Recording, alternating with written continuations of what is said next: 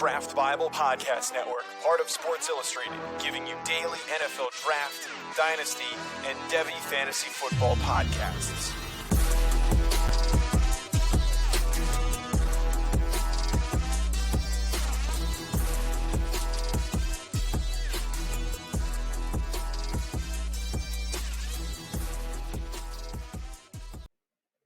Class is in session. Welcome into the Devy Seminar presented by Sports Illustrated's NFL Draft Bible Podcast Network.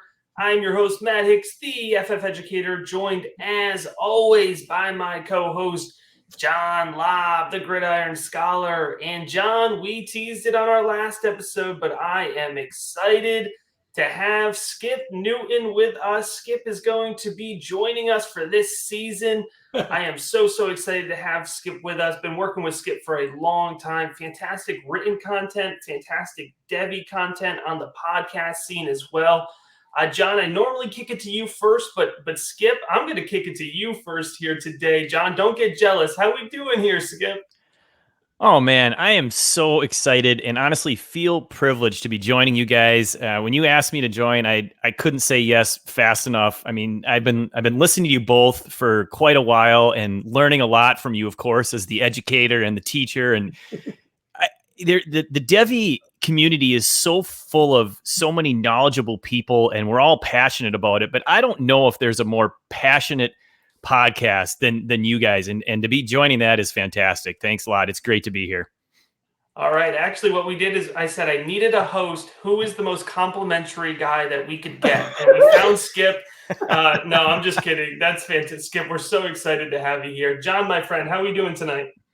I'm doing great. 5 days away from the Kings Classic. We are talking Devy tonight. I mean, it is summer for teachers. I could not be any happier, my friend. And Skip, thanks for joining the team. I do believe in a three-man booth presents better football. Maybe I grew up in the 70s on Monday Night Football, so I've always enjoyed the three-man booth. Thanks for coming on. Absolutely, man. Well, fantastic. I'm so excited tonight. We said there's only one way to welcome Skip in. We got to get him into the mock draft scene, because whenever we do mock drafts, me and John, we bring on guests. I never win a mock draft. So I said we got some new energy in the booth here. We got to try it out. We got to try to do a mock draft here. So here's what we're doing, fellas. We are doing a Devy mock draft here. It is Superflex PPR, but we're not filling out a team. You know, oftentimes when we do our mock drafts, we try to fill out a roster, slot them into positions. We're not doing that. We're just trying to give you on this episode an idea of if there was a Devy draft right now, and there's plenty of them, whether that's a startup Devy draft, however you're looking at it. If you just want to consider this a set of rankings that are Superflex, you could do that as well for this episode. And for those folks watching on YouTube, we're going to have the full graphics here so you could follow along for the entire draft. So I'm really excited about it.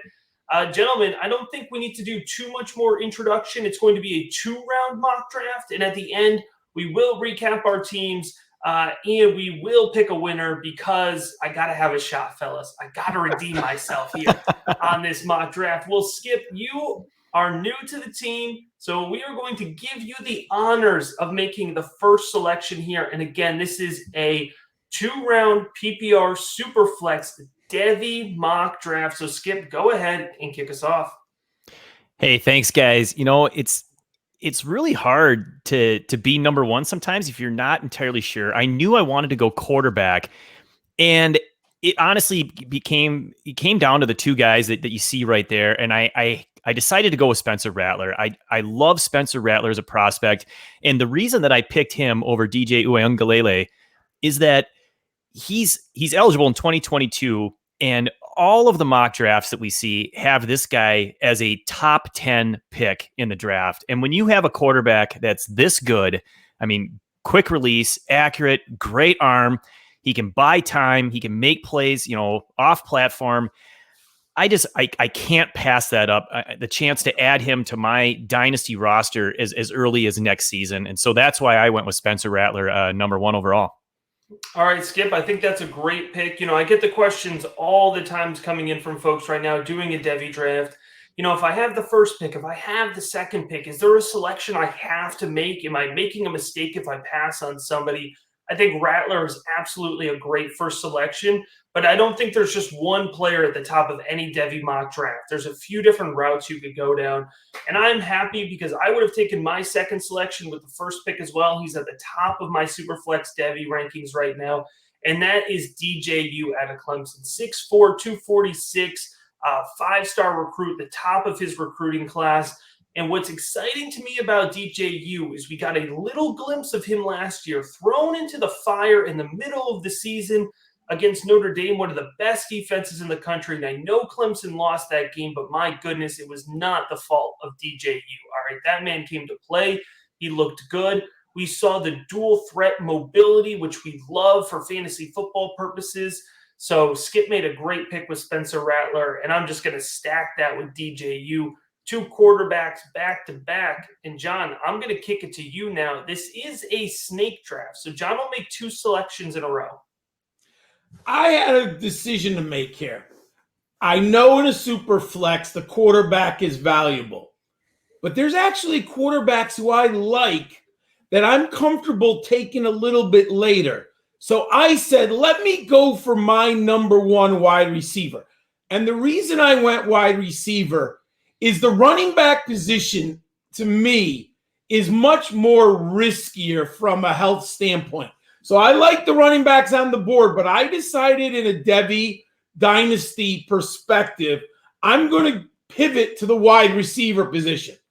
And anyone who listens to me throughout this offseason knows my man crush on Treylon Burks. Man, I don't understand why the community is not in love with this guy. I've been drafting him in a ton of college fantasy football leagues. And I know they have a turnover at quarterback, and I've joked with Matt, no matter who is better at quarterback, they're better than Felipe Franks. So I have no concerns about Treylon Burks this year. And then I'm going to put my money where my mouth is. I'm going to take him in a Devy draft. 6'3", and let me say this slowly, 225 pounds, ladies and gentlemen. If he comes in at those measurements, and I don't know Arkansas to be historically underreporting. Sometimes you kind of get for a feel. I don't know that about Arkansas, but let's say he's 6'2", 220. That is a big boy. And if you watch the film, ladies and gentlemen, he is a physical monster. But Matt pointed it out, which is very interesting. They use him in a lot of different ways. I've heard people criticize him because he's employed on jet sweeps. He's employed in the backfield. I look at as a bonus and also in context. Ladies and gentlemen, Arkansas is not very good. They are in the SEC. They've got to get the ball into their best players' hands any way possible. I look at it as a good thing that they employ him all over the field. Then I said I had back-to-back, as Matt had said before. Well, I'm going to stay at the position. And I know we don't scout the uniforms. I get it. But it is hard not to be impressed by the purple and gold down in Baton Rouge. Ladies and gentlemen, you want to see 4 games of impressive tape. Check out freshman in a COVID year. Check out what Kayshon Boutte did down for the LSU Tigers. Simply amazing. 6 foot, 185. Maybe he grows a little bit. He's not as physically imposing as Burks, but he's probably a better route runner, might be a little bit more athletic, 5-star recruit. You got to wait a little bit longer in Devy, but Kayshon Boutte is a stud. So those are my first 2 off the board. All right, so John going back-to-back wide receivers here with the 3rd and 4th selection. I think that's maybe not what the consensus would do here, but on this show, I think you've picked up on it by now. We don't really necessarily follow ADP to the T, especially when it comes to Devy. I think there's a lot of value to be found when you don't follow ADP to the T. But I got to tell you, I think in most drafts, if you're sitting there at 105, which is the pick we're at here for me, and this running back is available, you're probably doing backflips because another guy who we only have a small sample size from, but oh my goodness, the sample size from Bijan Robinson, 6'0", 222 of the Texas Longhorns. Let's go back to last season here. I mean, he has 12 rushing attempts for 113 yards against West Virginia. He has 172 rushing yards on nine, not 19, 9 attempts, 19.1 yards per carry and 3 touchdowns against the Kansas State Wildcats. And then another 10 rushing attempts for 183 yards and a touchdown against the Buffs. And, you know, the Buffs were a fairly solid team this past year from Colorado. So, you know, certainly not layup competition. And as a true freshman, Bijan Robinson was absolutely tearing it up. I think we just have a really forward, high production projection from Bijan Robinson. You look at what Steve Sarkisian, remember Sarkisian is coming over from Alabama. He was the offensive coordinator there. Look at the way he used Najee Harris. I think you have a similar type athletic dual threat potential running back, and Bijan Robinson's projection is just going to go higher, higher, and higher. So I start off nicely, boys. DJU and Bijan Robinson. I think I got a shot here as we're progressing through this mock draft. But Skip, we're back on the turn, so I'm going to kick it over to you here. 106 and 107. Yeah, I never expected Bijan Robinson to get to me, so that pick didn't bother me at all. But I could not fathom that I wouldn't get my wide receiver one, Treylon Burks, at the 106. So clearly, welcome to the podcast, Skip, says John. I'm going to steal your guy right off the bat. I got to pivot. Welcome to the podcast, Skip. That's going to happen to you. All right? Yeah, exactly. That's going to happen to you. So I will pivot to another one of my guys, my favorite running back left, and that's fellow 2023 eligible running back from Georgia Tech, Jahmyr Gibbs. I love the explosiveness of Jahmyr Gibbs. When I saw his tape right from the get-go, I was like, wow, look at this guy move. He is explosive. He can make people miss anywhere on the field. And once he gets into open space, he absolutely can exploit that and take it the distance. And the other thing I love about him is he is a dynamic pass catcher. He doesn't just run, these simple little, flare out passes or dump offs. He's running downfield routes into the seam, and you don't see that a lot from running backs. And we saw that right away in his freshman season. So I think when it comes to Gibbs, the sky is really the limit, especially if you're in a PPR league. You got to get your hands on this guy. So that was a no-brainer for me. I've got a lot of Gibbs and highly recommend him to all of you Devy players out there. The next guy, I got to go back at the 107 to quarterback because, again, this is Superflex. And it's another guy that's eligible next year in 2022, Sam Howell from North Carolina.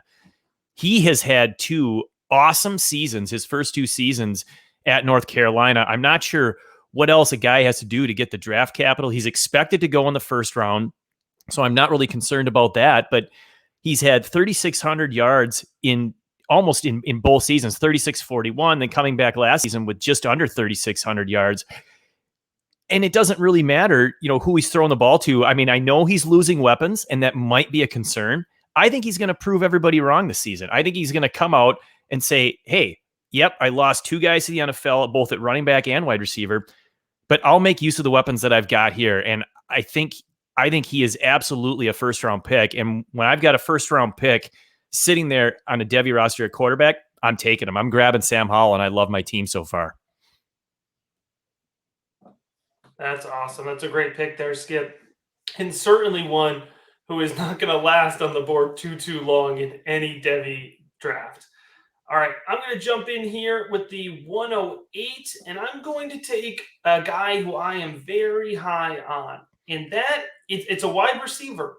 So I'm rounding out my team. I got a quarterback, running back, wide receiver. We don't care about positions in this mock draft, but I'm rounding it out nonetheless. But I got to tell you, fellas, I got about 30-something guys here on the 2022 rookie board already. The rookie board, I have the rookie big board rating. It accounts for positional value. Quarterback is the highest. Then it's running back. I'm following value trends for fantasy football. Wide receiver it just, naturally is not as valuable for fantasy football. And my formula accounts for that. And still, Chris Olave out of Ohio State is 4th on the rookie big board. He's above any running back because, guys, I just think he's that talented. He's such a well-rounded wideout. I mean, I was shocked when he came back. You look at his hands, they're so consistent. He's got such a great catch radius.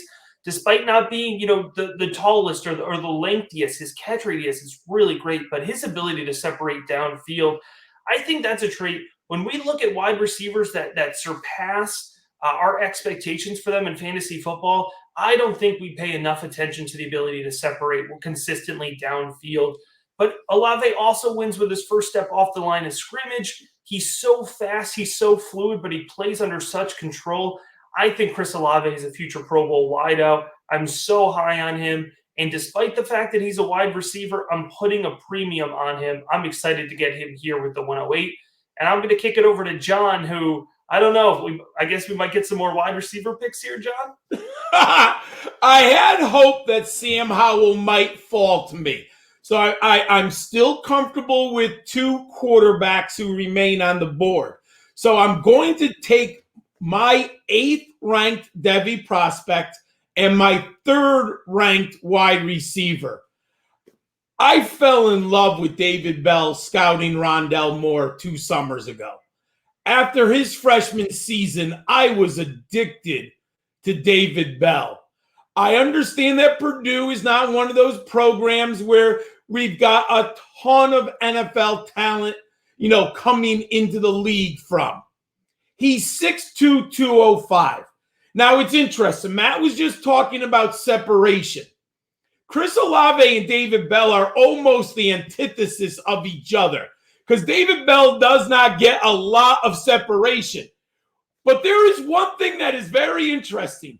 He is a bully when the football is in the air, and he has extraordinarily strong hands. I mean, I've seen defensive backs draped over him, and he's plucking the ball with one hand, and he's cradling it in. I mean, he has this mentality, that ball is mine. We'll see what happens. Obviously, I would like to see a little bit of, more separation. He's entering his 3rd year on campus. But Matt knows, I've said this a bunch of times, if you don't draft size and speed, you're going to be small and slow. David Bell, 6'2", 205.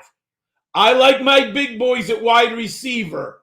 I need to see more separation, but I'm a believer in David Bell and this Boilermaker offense. We just saw Rondell Moore go in the 2nd round. I believe David Bell's a better receiver than Rondell Moore. We have a whole season to find out, but that's how I break it down. So I'm going to take David Bell here. Now I wanted to go my quarterback. I wasn't comfortable waiting any longer at this point in a Superflex. I kind of thought Matt Corral would fall to me. Ooh. I'm much more bullish on Matt Corral than the Devy Dynasty community. I hear some whispers in the NFL scouting community. Those whispers are coming from the darkness of the cave, and they're coming with the wind floating down. But they're going to start to march this season. Matt Corral, 6'1", 205, plays in the SEC, folks. If he plays all 12 games, maybe 13 games, depending on bowls and playoffs and all that, he's going to end up with over 30 career starts in the SEC. He's already thrown for over 4,900 yards. More importantly, he's rushed for 724. If he ends up with 8,000 career passing yards, over 1,000 rushing yards, and over 70 total touchdowns from the SEC West, Matt Corral's going in the 1st round of the draft. I'm just telling you right now. It doesn't matter. The NFL loves SEC quarterbacks, and they're going to look back and realize their mistake with Dak Prescott. They're probably going to overcompensate. They're going to say, we can't allow a 3-year or 2-year starter with over 30 career games who's a dual threat. I'm all in on Matt Corral. I love it because I can gain value in a Devy draft with Matt Corral right now. All right, John set me off because I know that I don't need to take this player as high as I have been taking him. You know, I'm by my stance. I'm a huge fan of the player that I'm taking with this selection, but I know that I can generally wait in most Devy drafts. But once John took Matt Corral at that selection and was that aggressive, I said, you know what? At 111, I can take Jaden Daniels. So that's exactly what I'm going to do. And I'm going to take the Arizona State quarterback, dual threat guy. He weighed in heavier this camp season. He's still 6'3". I think everybody, views him as this fragile stick figure of a guy. But part of the reason he looks so small in the pictures is because he's tall. He's 6'3", and we know height is important. You look across some of the other quarterbacks, that are 2022 eligible.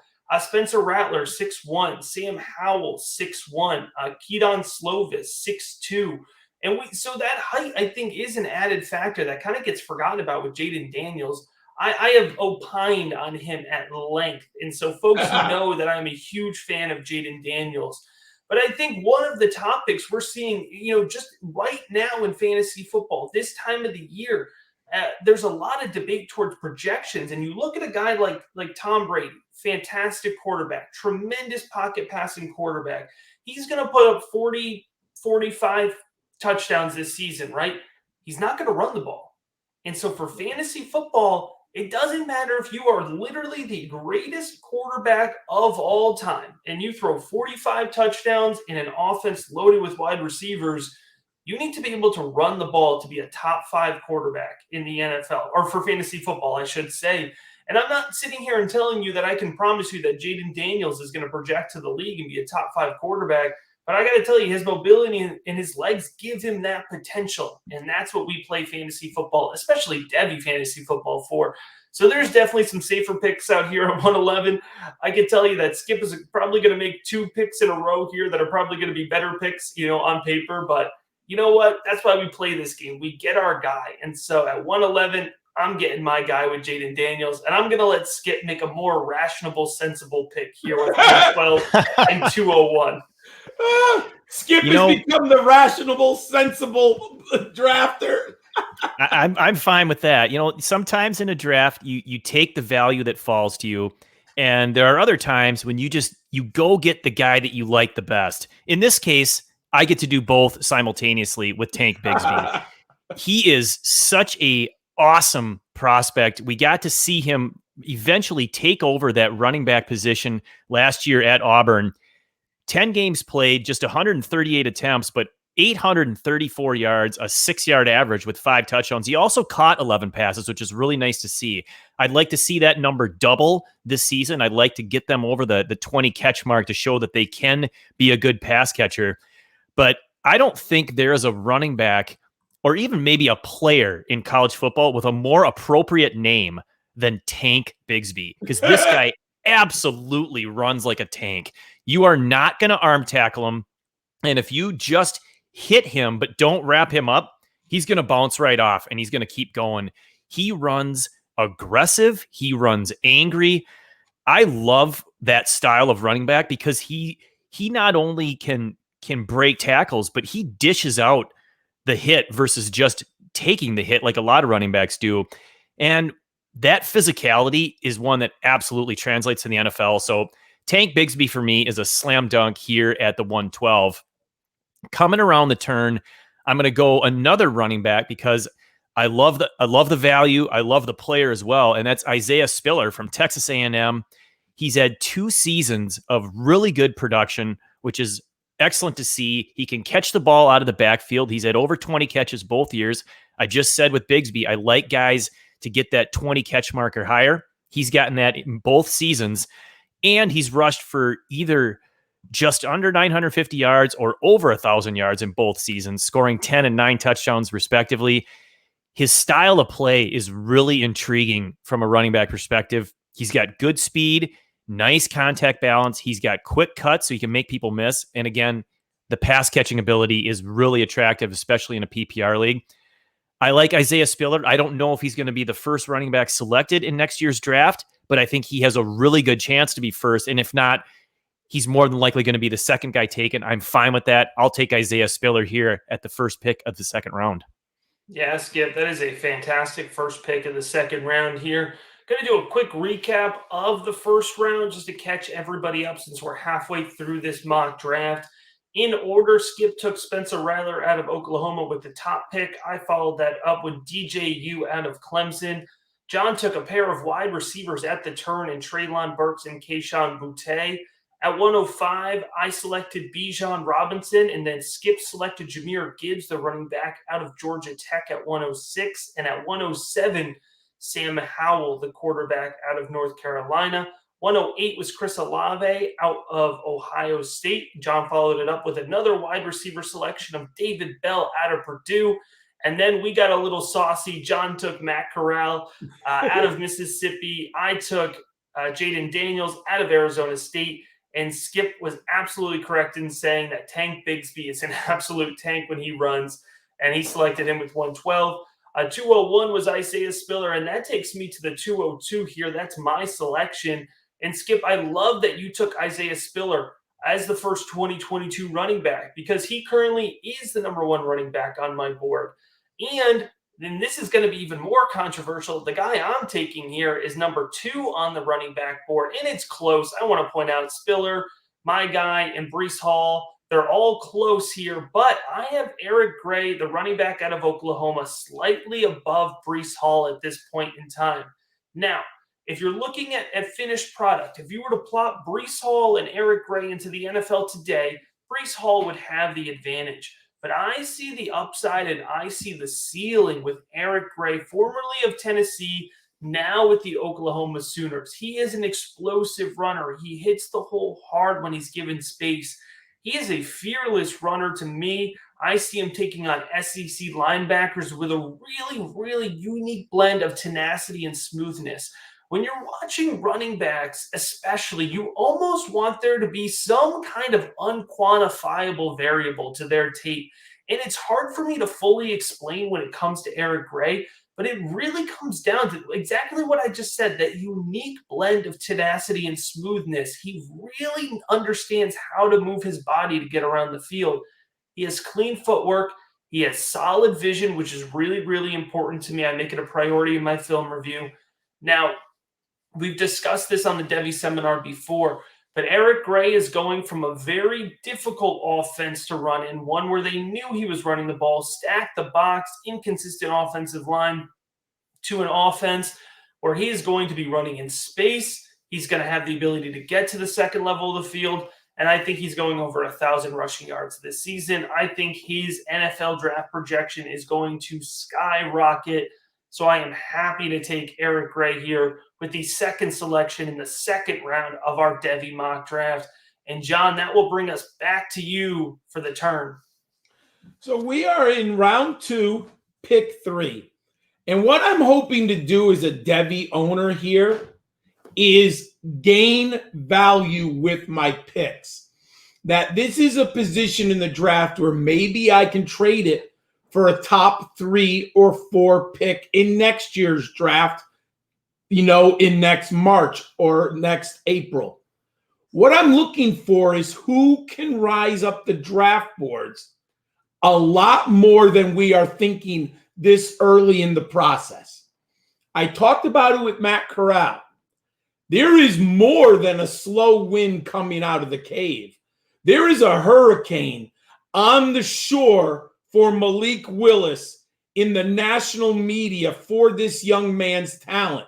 I'm beginning to see big NFL scouts talk about him, which shows you they're trying to get ahead of the curve. If it was 2014, a player from Liberty with his profile would not be talked about. But we begin to hear it. Malik Willis could hit his ceiling. He's a top 3 pick in next year's draft. That's not crazy, folks.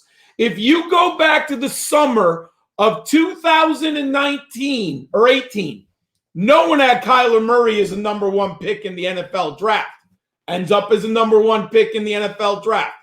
2019 summer, no one had Joe Burrow at the top of the NFL draft board. He goes at the top of the NFL draft.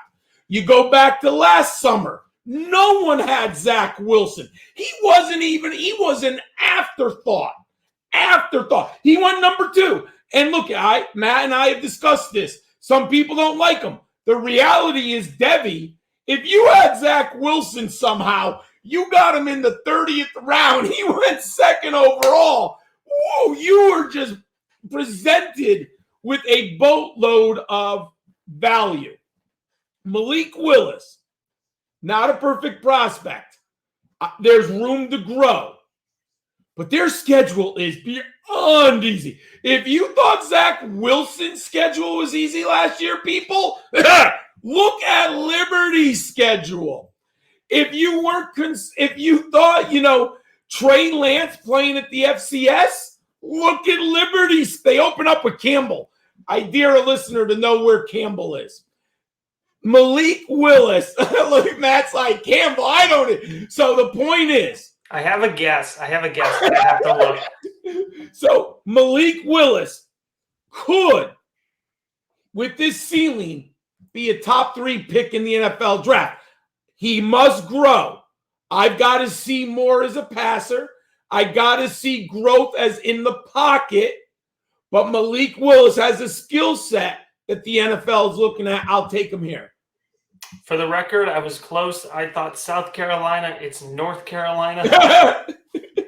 But that's their opening game. He might have 7 touchdowns in that game because they are going to try to get him in the Heisman conversation early.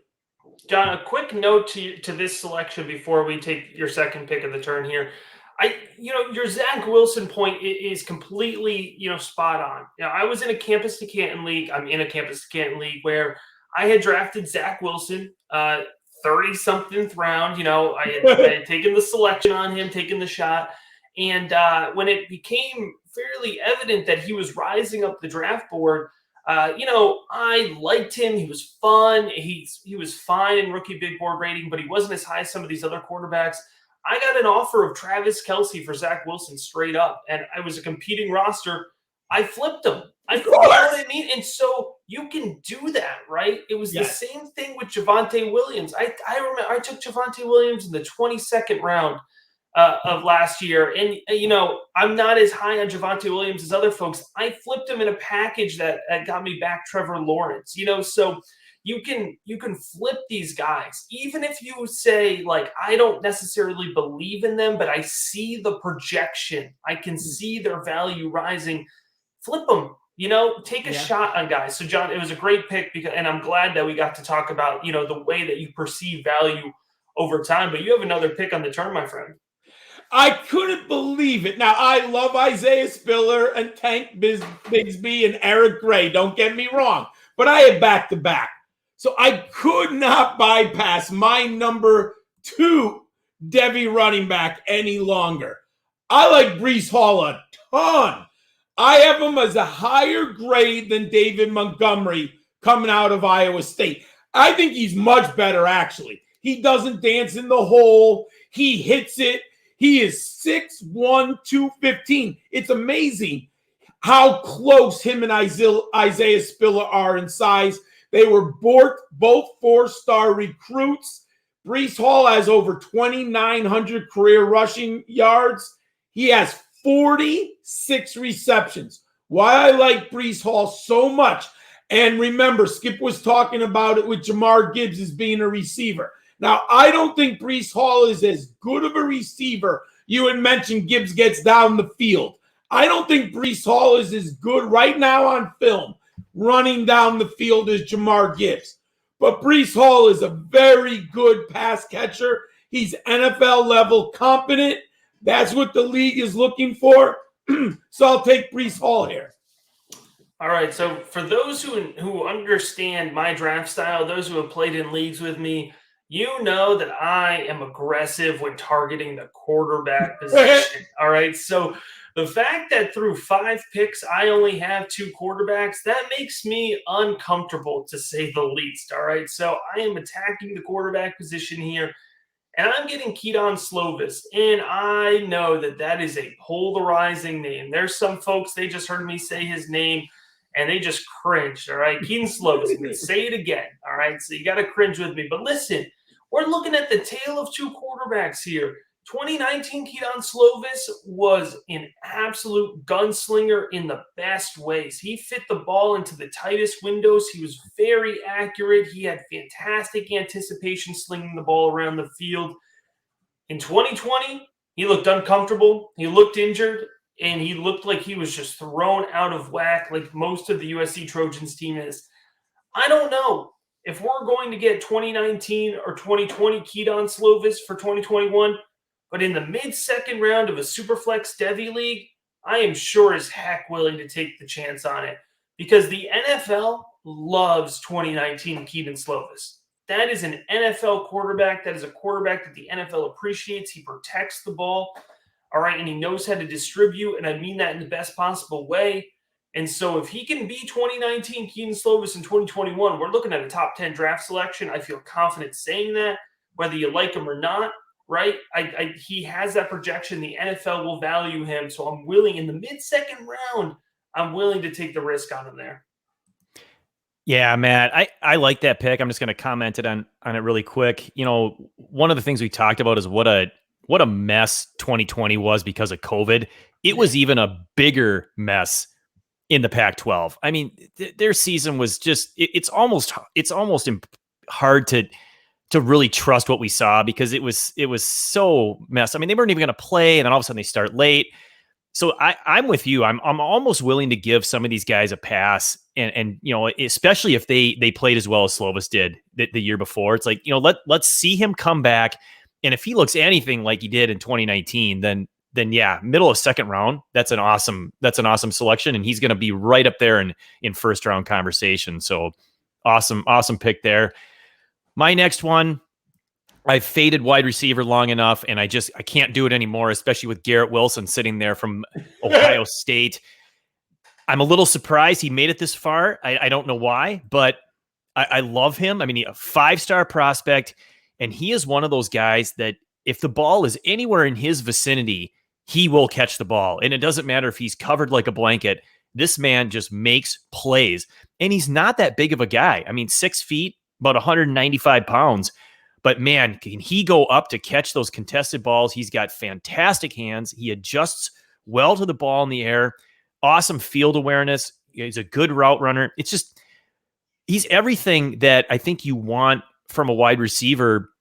And he's got good speed. You know, I mean, he's not, you know, Tyreek Hill freaky fast, but he's good enough where he can get past you. And I think he's one of those wide receivers that has a really good chance when he gets to the NFL to be a team's alpha receiver, to be the number one guy in the team. And when I'm drafting, especially early in a Devy draft, those are the wide receivers I'm targeting. I want the upside. I'm going to take my shot at a guy like Garrett Wilson. So that is my pick at the 206, and I feel really good about that one. Skip, for what it's worth, I'm on Team Wilson.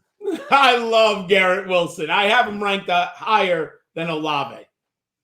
Awesome. And I love Olave too. I was actually a little irritated when Matt took him that early, but that seems to happen in all of my drafts for real. Like I can't get my hands on Olave anywhere. So I'll happily settle, I use in quotes, for Garrett Wilson. My next pick is a little more of a risk, but only because of injury. And that's another wide receiver, George Pickens from Georgia. Pickens does have the size. He's a tall kid, and he is another aggressive wide receiver. I love his tenacity on the football field. He will go out and he will make plays. He has a little bit of that fire, and there are times I think it's maybe gotten him close to being in trouble on the field, maybe a little too much, too much emotion. But generally speaking, emotion benefits football players. I mean, it's an emotional sport. It's a physical sport. And this guy absolutely has the ceiling of being an alpha receiver. I love George Pickens. I'm taking him here, and I'm feeling really good about these back-to-back wide receivers in the middle of the second round. Yeah, and I think George Pickens is a really great, point of value here, right? Before the injury, I think Pickens was the first Devy wide receiver off the board in a lot of leagues. I think if you're looking at this draft, he's probably sitting there getting drafted or somewhere around 4, 5, and 6. And now he's down with the 20th, or I should say 19th overall selection. So I think it's a good, point of conversation here to point out that Pickens lost about a round of value, maybe a round and a half of value here with the injury, which is going to lead to the reclassification. So it's kind of a double whammy. You have the injury, and he's going to be in college for another year, but the talent is certainly there. And to John's point, if you're looking for value, you're looking for some upside when you're drafting in Devy, which we tell you all the time you should be. Drafting a guy who used to be a top 5 pick, but maybe you just got to wait another year for, that's a good selection. That's a smart selection to make. And I'm going to go here with this would be the 20th overall selection, so 208, I believe. I'm going to go with a running back who I was just, I was blown away with his tape. There's some guys you watch live and you appreciate them, but maybe you don't quite appreciate them as much as when you get the chance to really break them down. And Kyren Williams out of Notre Dame was one of those guys for me. When I flipped on the tape for Kyren Williams and really looked into him, it got me excited. He's a well-rounded back, and I see a long NFL future for him. He's an aggressive and physical runner. He stands his ground. Notre Dame played some really tough defenses last year. He's got very nice footwork. He's athletic. He navigates around the field with ease. What I like about Kyren Williams is he understands the game. He understands when it's time to put his head down and scrap out a few yards, and he understands when it's time to try to break off for a big run. He's a reliable pass catcher out of the backfield, and I know this isn't sexy, fellas, but he is a good pass blocker. That's going to get you on the field in the NFL. That's going to keep you on the field in the NFL. I talk about that all the time. Now, he's not going to go to the combine and be the fastest guy, run the fastest 40. That's not Kyren Williams' game. But I think he's going to be a really consistent, scrap it out, great back between the lines, somebody who could still, not the flashiest guy, but we can put up 800 yards in a season, 6 or 7 touchdowns, at minimum here, even if he's not the only running back on his roster. So Kyren Williams, he's a guy I am grabbing everywhere I can right now. Devy leagues, campus to Canton leagues, I'm buying Kyren Williams. And I think he's really going to be featured this year as well. They're still going to use Chris Tyree. They got a lot of talent there, but when Jack Cohn is throwing the ball, you're gonna look to the run game to lead your offense. All right. And with that, John. Nothing against the Cohen family or anything. I really tried to power through that without breaking. Well, John, I feel like a sandwich here between two great Georgia players, but both with some injuries to worry about. So, John, with that preface, I'll let you make your next selection.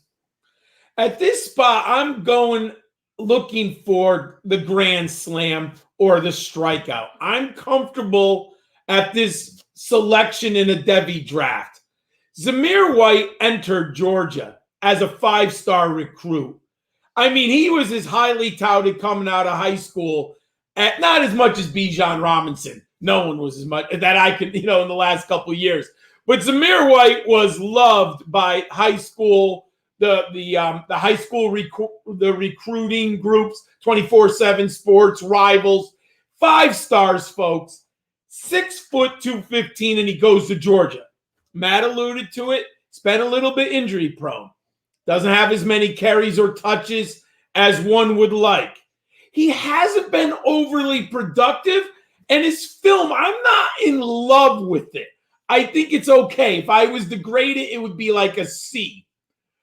But the resume says and the skill set says that he has NFL ceiling still. And he is an SEC running back. He is from Georgia. So there's going to be an NFL bias for a productive Georgia running back.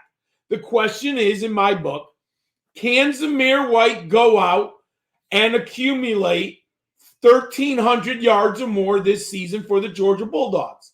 If he does, he's a second or third round pick in the NFL draft, most likely. I think that's within the realm of outcomes for Zamir White. I wouldn't bet on it per se, but I do think it's possible. And there's glimpses of hope here. 5.3 yards per carry. So he's shown that he can be productive. Also, there are home runs on the tape.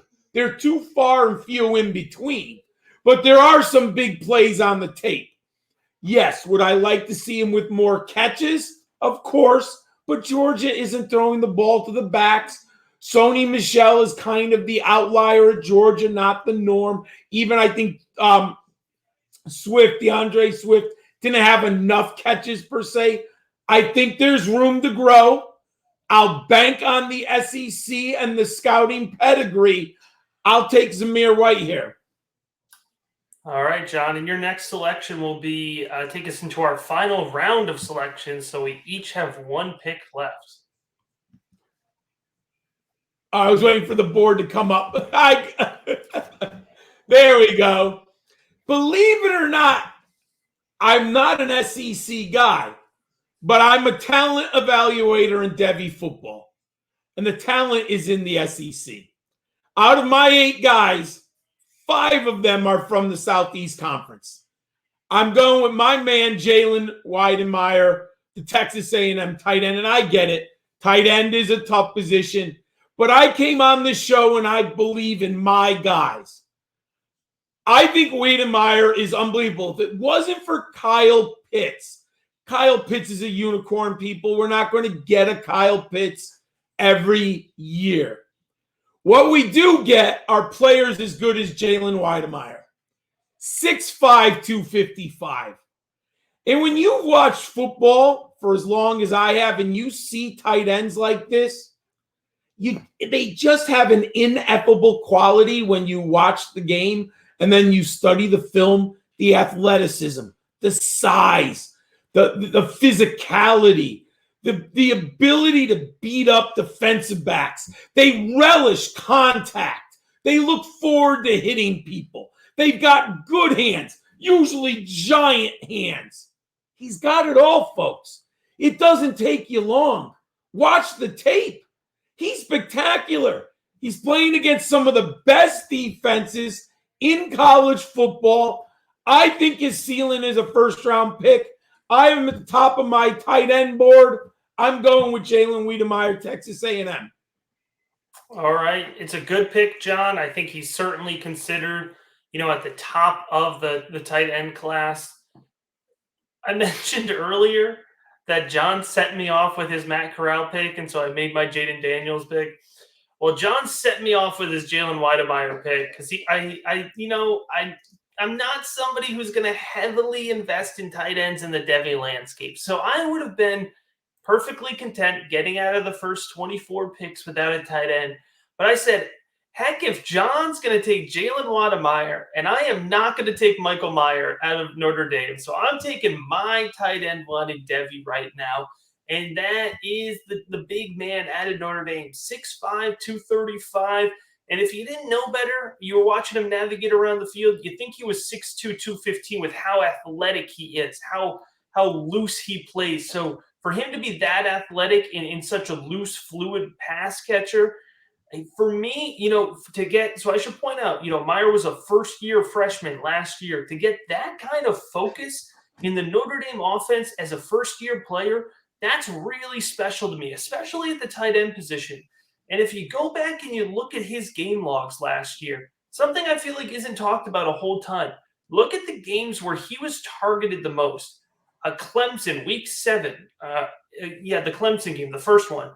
5 receptions, 67 yards. Next highest target load. All right, Clemson in the ACC championship, which was still weird that Notre Dame was playing that, but whatever. 5 receptions again for 51 yards. And then against Alabama in the playoff, 7 receptions for 62 yards. If you just look at his film, it's impressive. But if you also look at the type of respect that Meyer got in the Notre Dame offense as a true freshman, they targeted him in the biggest games where it mattered the most. And I got to tell you, if you look at, if you're saying, well, Ian Book, that was just kind of who he was. He wanted to target the tight ends. We joked about it earlier, but Jack Cohen, he's going to target his tight ends. All right. He's going to keep it safe. He's going to be accurate. He's going to hit his guys, and he's going to put the ball where Michael Meyer could get it. I want him to find the end zone a lot more this year, only just 2 touchdowns as a true freshman. I think this year we could be looking at 6 or 7. I think he's going to be a key piece in this passing attack here. So I was happy to make this selection until I saw Skip's final selection, and I realized that, gentlemen, we made a terrible, terrible mistake. So I want to point out, before we allow Skip to go through his final pick, that is not how me and John see Skip's final pick reflected in value. And we agree that he should have been taken a lot sooner.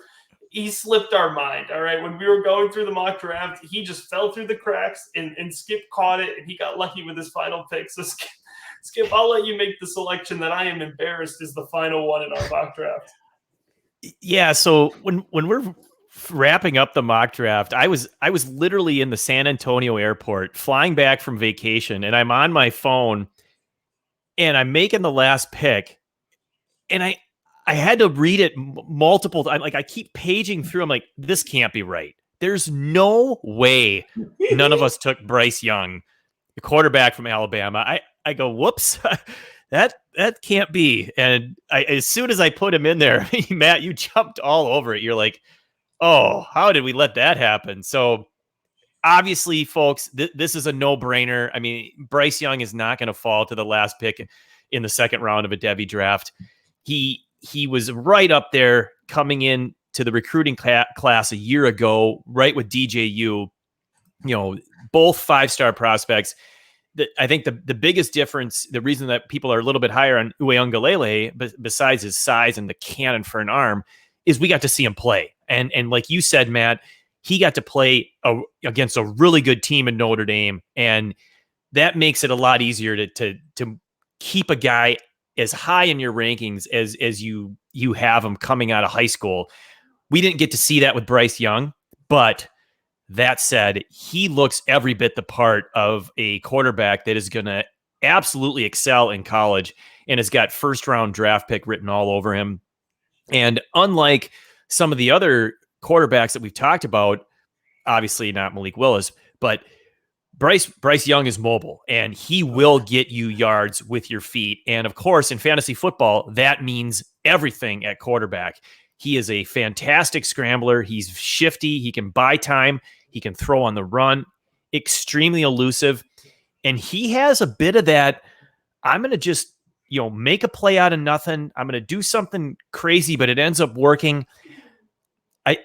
I shouldn't say the name, the comp. I've heard this from our mutual friend, Brian Shakochis, when we were talking about him over a year ago, but the name Pat Mahomes was thrown out there. Woo! Just in the style of play, and that he'll make something out of nothing. And of course, he's the 101 of dynasty quarterbacks, but that's the kind of creativity I think that we could see from Bryce Young. And I fully expect him to have a fantastic season at Alabama. And so you got to grab him here. I mean, it's just a no-brainer selection. All right. Well, there you have it. That is our Devy mock draft. I'll recap the second round here since we've already recapped the first round. But at 201, it was Isaiah Spiller, the running back out of Texas A&M. I backed that up with Eric Gray, the running back out of Oklahoma. John took Malik Willis, the quarterback out of Liberty, and then Breece Hall, the running back out of Iowa State. The 205, I took Keaton Slovis out of USC. Then Skip took a pair of wide receivers in Garrett Wilson out of Ohio State and George Pickens out of Georgia. I took Kyron Williams, the running back from Notre Dame. John took Zamir White, the running back from Georgia. And then in our final set of selections, John took Jalen Weidermeyer out of Texas A&M. I took the tight end out of Notre Dame, Michael Meyer. And Skip beat us all and took Bryce Young, the quarterback out of Alabama.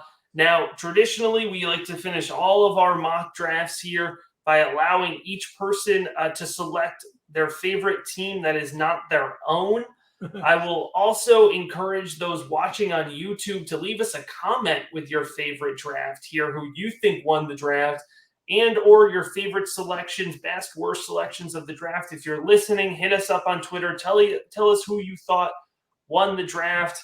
And I think I've bought enough time. John, I'll let you go first, and then Skip, and I'll finish it off here for submitting our vote for favorite mock draft team that's not our own.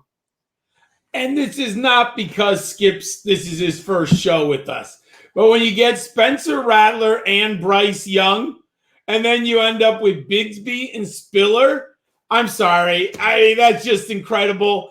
Hey, I go for my guys, so I let Bryce Young slip, not thinking, because I wanted my two quarterbacks. Of course, I like Bryce Young, but I wanted my two guys. And I don't think I would have gone for the tight end over quarterback, but I do want to put my chips on the table, so I took the tight end. Skip has my vote as the best team in this draft tonight. All right, that's one vote for Skip. Skip, I'll let you go next here, just so we can create some suspense. So after the first three picks, in my opinion, Matt, you were winning this draft. I love your first three picks. And in round 4, instead of Jaden Daniels, if you'd have grabbed Bryce Young, you might have been able to just coast to the victory, but you made it interesting there.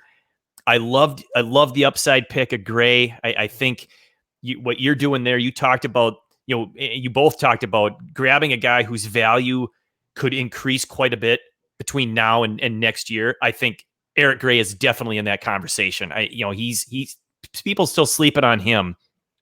And I think you got the tight end one with Michael Mayer. He's my number one tight end.